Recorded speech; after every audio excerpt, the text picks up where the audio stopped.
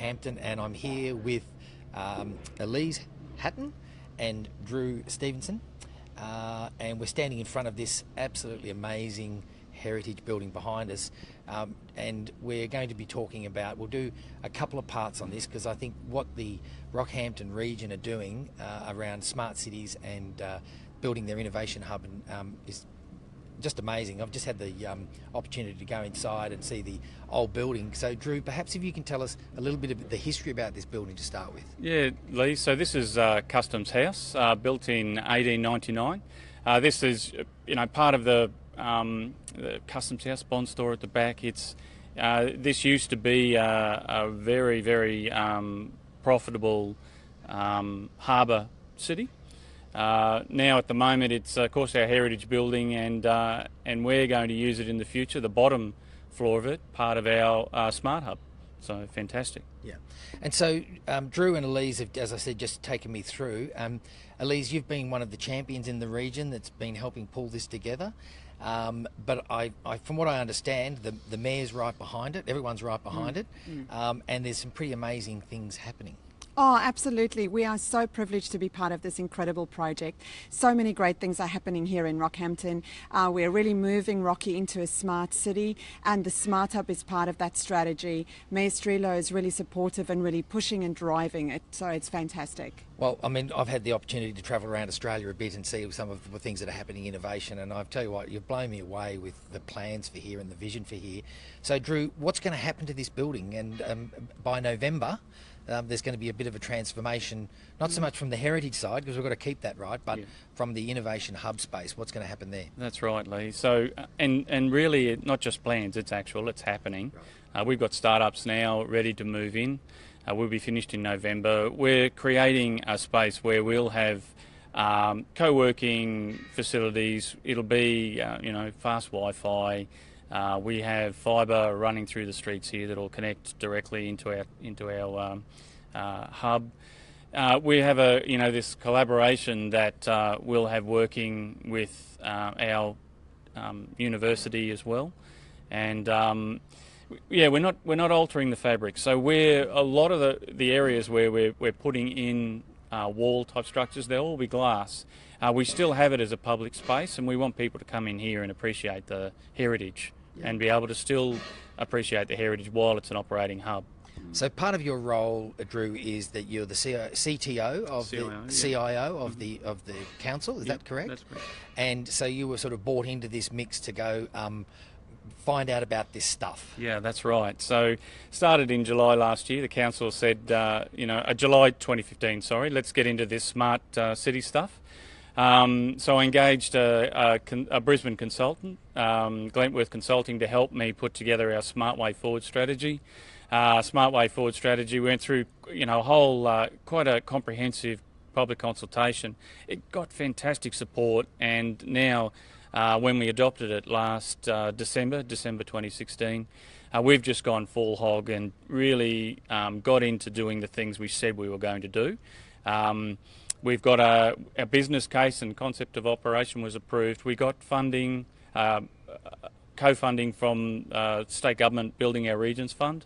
So to fit out our smart hub, we're estimating 508,000, so 258,000 from council and 250 from the state government.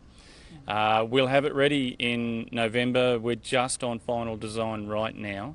And we look very much forward into showcasing, this fantastic place. It's going to be the meeting of great technology that we'll put in there.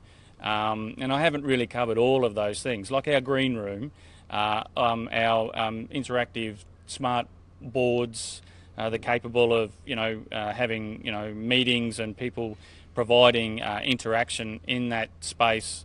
From another part of the world, they can enter in, their own commentary and that sort of stuff. So, And so one of the comments that we were just talking about it before, that we've got to transition, and the mayor touched on it last night, from this old world economy into this new economy, and there's obviously some challenges and There's a lot of people talking about it, but what I see you guys doing is doing. Yeah. that's you're just getting on and doing, Elize. And Yeah, absolutely. and so what's some of the things that all seem to be happening very quickly, but sort of the bigger picture around here. What's going to happen with the streets behind us, which we'll go for a walk up there later and have a chat. But can you talk about the bigger vision for this area? Yeah, absolutely. So what you touched on before is absolutely right. We have no choice. We have to move forward. We have to move forward into a new economy. We respect our past, but we certainly see Rocky as a place of the future. And so we have lots of street tech right in front of us. We have the Smart Hub behind us, and this will form part of a cultural precinct. And it's really all designed to help bring innovation and creativity and human productivity to the light so that we can move forward in this economy. So the comment I made earlier, Drew, was that there's a sense in Australia there's a burning deck. We've got to stop selling houses to each other and we've got to stop digging things out of the ground, and we need to diversify the economy. But I get the sense in Rockhampton that there is no place I've been that there is a greater sense of that burning deck. Exactly, and we're just doing it, Lee. You know, we're not just talking about it. We'll go and look at it later on, and you'll see things actually operating, and behind us, construction going on right now. And you can hear that down on the lower bank. You know, there's some fantastic things that we're going to put into this place. And it's all about attracting people and retaining them, you know. And if we can't retain them, then we'll attract them back once they've got that world experience. And that'd just be fantastic for us. They come back with their families and settle into this place. And, you know, grow those businesses that, you know, we want to see them grow. And, you know, we'll get a few little things wrong, but we'll just turn around, step back out, and go again. You know, that is our focus. Whatever works for us, and we'll just move with that tide. And that's how way our strategy is too. It's not something set in concrete. It's something that says this council, our people, our employees, and our community are happy to try anything and everything to make a success of this, of what we're doing. So just on that point, you made the comment that you went and you know, sort of took it out widely and broadly to the community to get support from that, and you said that support been pretty overwhelming. Oh yes, yeah, fantastic.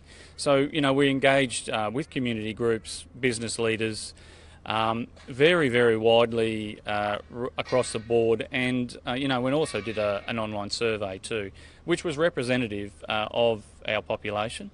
And you know, just now, you know, any time that what's our next step, so I, you know, can pull out our strategy. It's not just a book, a coffee table book that sits on a table and does nothing. It hasn't. You know, it has produced and continues to produce, and it's great. It's a great plan that I can just work even for my next year's budget. I pull that out. What are we doing next? This is where we're going, and you know, this is going to happen. We've got 4 years, and we will be starting everything, and we won't finish everything because some of our strategy items aren't things to be finished. They are just to keep going. Yeah. Fantastic. So we're going to go and get inside and see if we can get some decent lighting so we can give you a sense of the heritage and the nature of the building inside, and then we'll shoot up the street and have a look at some of the smart city stuff that's going on. Perfect.